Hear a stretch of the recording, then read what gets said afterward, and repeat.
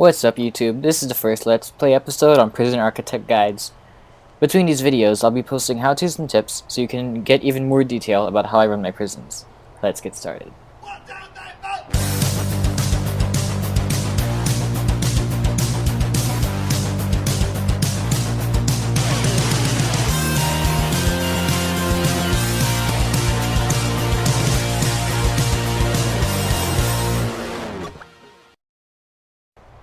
So this is actually my fourth attempt at trying to record this episode.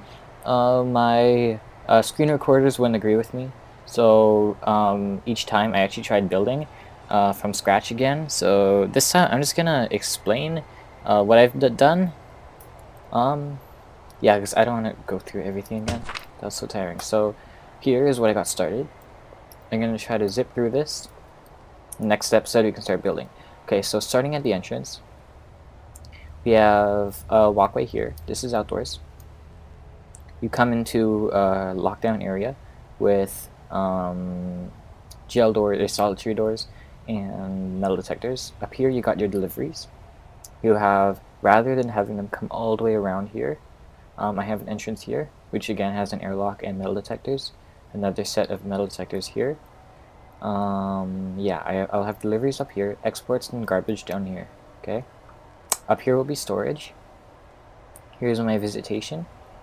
This is my infirmary with the staff room connecting, because I always have my staff room accessible via the infirmary, so that staff, they'll go through the infirmary so that if they need medical attention, they'll go there and then to the staff room, so they don't have anyone untreated. Here's my morgue. Okay. Down here is my security block. Here we got exports and garbage, like I said earlier. We have armory here that is behind 1, 2, 3, 4, 5, 6, 7 layers of solitary doors. Here we have the kennel. This is going to be security over here. Okay, down here we got solitary. I have it here because I don't really have any worry of them breaking out, because they'll be in handcuffs, so you can't really do anything. Yeah. Moving on, here we have, over here, we have a cell block, which is 32 by 23 by 63 meters. Each cell is 5 by 3 or 2 by 3 on the inside. It'll have a toilet, a bed, a TV, and a jail door. Entrance is down here, by the way. Up here we got our shower. We got our shower up here. We have 2 laundry rooms, and we have 2 cleaning cupboards. They're the exact size to hold, I think, 20 or 10 or something. It's an optimal size or something. I split it in half so you can have an entranceway here. Here you got a smaller cell block with only 1 laundry and 1 cleaning cupboard, shower here, and not as many cells. Okay, moving on. Here we got our workshop. Top row will be saws. Bottom row will be presses. Same here, saws and presses. We got 1 workshop, 1 carpenter's table, and 2 tables here with jail door and metal detectors. That will be duplicated here, and 1 and 2. Okay. Here we have a kind of like a staff access area. I think this is mostly going to be used for janitors to access the outer perimeter of my prison. So that's going to be staff only. Don't really have to lock it down that much, since you can't really escape that way.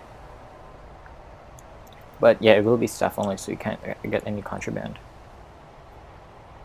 Down here is my classroom. We got 21 desks. That's 1 extra than we actually need, but you know, just for aesthetics. We got our office desk here, filing cabinet and chair. They're accessible by this room here that connects to the psychologist and foreman offices. I might have 2 foremans and 1 psychologist, or 2 psychologists and 1 foreman. We'll see about that. Workshops, kitchen. Here we got 3 kitchens. I have 3 so that I can have 60 prisoners working here at once. So I can have 60 prisoners and 3 programs going on at the same time while all the chefs are cooking. We got sinks on the top row here. We got fridges in this area and stoves or cookers down here. You can access each kitchen by going through here, so you don't have to go all the way around. And exit here for the deliveries.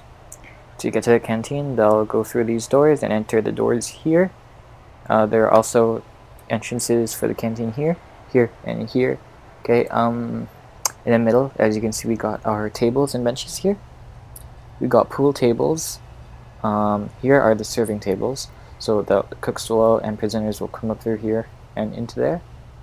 We got showers here.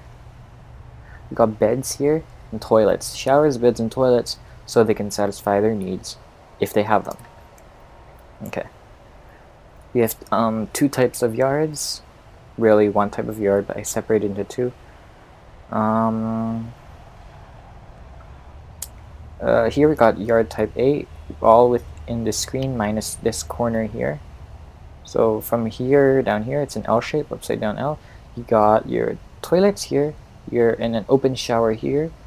A bench, benches. We'll have beds here. I don't know why they're marked as pathways, but they should be objects. These are going to be beds. We're going to have trees here. As you can see, the pathway goes through the whole thing. It's probably going to be concrete tile or stone. Here you got your second yard type. It goes from up here to down here. Okay, you got 4 benches, 1, 2, 3, 4, and 5 weight benches here. Yeah. Did I really just explain it all in like 5 minutes? Huh, cool. Yeah, down here I got my utilities block. It's accessible via this area here, which is going to be forestry. And you got the access for that up here. This is going to be staff only, so that no prisoners will get in there and smuggle contraband. You got your gates here, I was thinking putting a fence here, but I figured that would just have this, it would just cause a lot of trouble. I'll sacrifice speed for 1 layer of security. But I always have armed guards out here. So yeah. So I think I just compressed 45 minutes of planning into 5 minutes. Let me think. Have I missed anything? Right, I have a small kitchen, so that I have a smaller canteen to accommodate everyone. I have separate securities eating at different times in the regime, so that not all the security levels eat at the same time, and that makes it like less populated in there. Also, my prison isn't all indoors, so that the environmental need gets satisfied, because if they're indoors all the time, not even an outdoor yard, which I don't know how people do indoor yards, but yeah, that satisfies their environmental need just by going outside to go from building to building. As a solitary, by the way, it's gonna have it's 2x2, so they can roam around a bit like in real solitary cells, and a toilet and a chair. As you can see, symmetry and aesthetics is a big part of my prison. Almost all my prisons are symmetrical in some way. This prison is symmetrical in like 1 to 4 different ways. If you minus this part, it's very symmetrical. And yeah, I never had the outdoor parts exposed to where prisoners can access them, because in Alpha 24 they changed it from 10 meters. This is 10 meters here. They changed the throw distance from 10 meters to 15 meters, but obviously you can't throw inside buildings. So I never have the exterior part open. Yeah, so I think I'll have mostly, should I? I have 4, but there are 3 security blocks. There are 3 security types. Should I make it mostly medium, minimum, or maximum? Actually, you guys tell me that, okay? Post in the comments which security type you think should take the extra cell blocks. Yeah, so next episode we're gonna start building this puppy with only $31,000. Probably gonna have to cheat and change the game save. Yeah, so that's it for this one.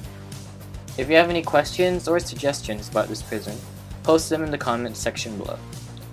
Also, don't forget to tell me if you'd like the extra cell block to hold minimum, medium, or maximum security prisoners. Don't forget to hit that like button below and subscribe to me to get more of these videos. You can also follow me on Twitter for more updates at PA Guides. See you guys next time.